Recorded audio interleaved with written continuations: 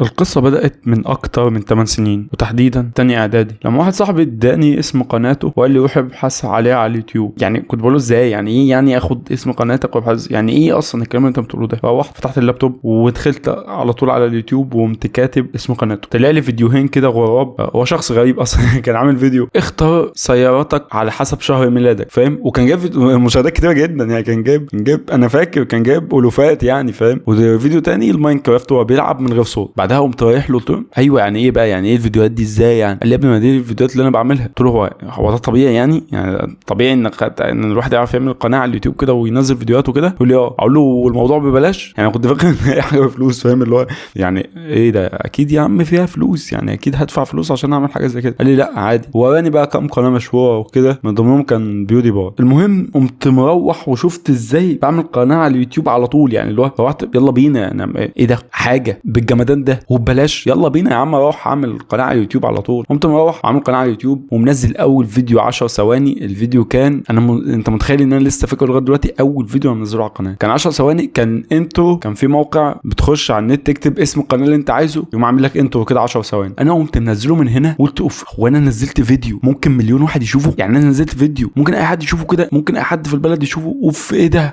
ده يعني ايه اصلا، فاهم؟ وطبعا دخلت على الفيديو بقى وقعد اعمل ريفرش بقى وكل شويه يزيدوا بقى اوف ايه ده، مشاهده 2 3، ده ايه الجمدان ده، فاهم؟ وانا اللي بشوفه اصلا. ومن ساعتها بدات رحلتي في عمل العشرات من قنوات كتيره جدا جدا ومختلفه كلها دي عن ازاي تستعمل الكيبورد. والله بجد ما بهزرش. فيديو ازاي تستخدم برنامج كامتازيا ستوديو وتصور بيه الشاشه، حاجات كتيره غريبه عن بعض، انت بتعمل ايه وايه ده وبتاع. بس كان في حاجه مشتركه ما بين كل القنوات، وهي ان كل القنوات ما نجحوش تقريبا. وعلى ما اتذكر ان انا في اولى ثانوي اللاب باظ وما عدتش بعرف استخدمه لانه باظ خلاص، يعني طلع عينه تقريبا، كان باظ خالص يعني. ومع ذلك يعني انت فاكر ان انا لما اقول لك بقى باظ فقمت موقف يوتيوب؟ لا، كملت عادي بالايباد وتنتني اعمل قنوات وبتاع وكده برضه كتيره جدا برضه وفي محتويات مختلفه على امل ان انا اتشهر واتشاف. بس التوقف الحقيقي كان في الثانويه العامه. طبعا انت عارف البعبع، توقف نهائي عن ان انا افكر اصلا في ان انا اعمل قناه يوتيوب، يعني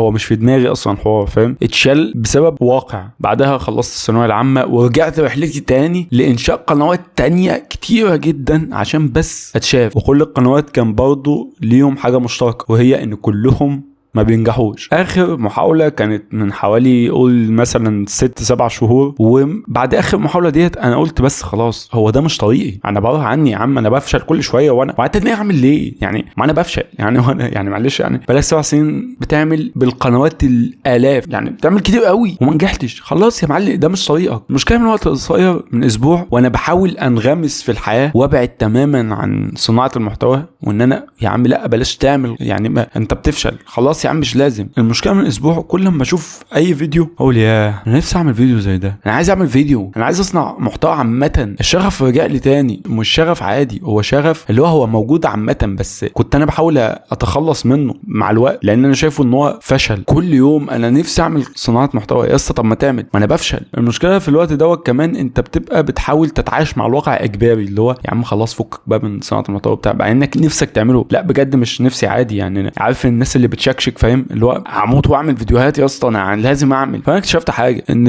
اليوتيوب انا مش بعمله عشان اتشهر او اتشاف او تعليق حلو، مع تعليق حلو اكيد حلو بس ولا لايك ولا الكلام ده. انا بعمله عشان عايز اعمله، انا عايز اعمل فيديوهات، فاهمني؟ بحاول كل يوم اقول يا عم بلاش تعمل فيديوهات، ما كفايه اصلا، انت عملت كتير وفشلت كتير، انت فشلت كتير قوي يا اسطى. كام سنه انت في الموضوع ده وما نجحتش في ولا واحده. بس اكتشفت ان النجاح الحقيقي مش ان انا اتشاف او اعمل مشاهدات او اعمل فلوس. النجاح الحقيقي ان انا اعمل اللي انا حابه. انا حابب ان انا اعمل فيديوهات. انا اعمل مشكله ان طالما ما فيهاش دخل او كده فانت بتبقى عايز تشتغل على حياتك اللي بجد، بس على الاقل عايز اعمل حتى لو فيديو يا عم كل اسبوع، كل شهر، كل شهرين، فاهم؟ بس هعمل. واكتشفت كمان ان المشكله الحقيقيه في الناس بتبقى شايفه انك ما انت ما نجحتش فخلاص. هم شايفين ان النجاح هو شويه فلوس وشويه مشاهدات، انت ما جبتهمش الحاجات ديت يبقى انت ما نجحتش. وكانت اكبر غلط ان انا كنت لغايه فتره قصيره انا فعلا التفكير ده في دماغي، هو انت اصلا انت ما جبتش مشاهدات اذا كلام الناس ده حقيقي، انت انت ما نجحتش. بس انا قررت ان انا لا، انا لازم اعمل اللي انا بحبه، اللي انا عايز اعمله. انا مش تانيين حرفيا يا جدعان، زي ما بقول لكم انا نفسي اعمل، عارف اللي هو بنام كده، عارف الاحلام اللي هي بتجيلك وانت عايز تنام كده، اللي هو عايز اعمل كذا وكذا وكذا وكذا. انا بحلم بان انا اعمل صناعه محتوى، يعني اعمل وخلاص، شفت ما شفتش. فانا قلت هرجع تاني وهعمل تاني، ولو حتى ما شفتش فده مش النجاح الحقيقي. النجاح الحقيقي في ان انا اعمل اللي انا بحبه. في اخر الفيديو في نقطه مهمه جدا عايز اقولها لك، وهي ان مش لازم الناس تفهمك، او مش لازم يبقى مفهومك عن اي حاجه زي ما مفهوم الناس عنها. كفايه ان انت تبقى فاهم نفسك، كفايه ان انت تبقى شايف ان الحاجه ديت انت عايز تعملها. مش مهم نظره الناس عن قد ايه ان الحاجه ديت لا انت ما نجحتش فيها، لا انت بتحب انك تعملها فاعملها. كده يبقى الفيديو بتاعنا خلص. مش هقول لك بقى اعمل لايك واشترك والكلام دوت، لان انا بجد مش فارقه معايا. انا كل اللي انا فارق معايا ان انا عملت فيديو. ويلا اشوفكم في فيديو جديد، وان شاء الله ما احطش في دماغي تاني فكره ان انا ما نجحتش.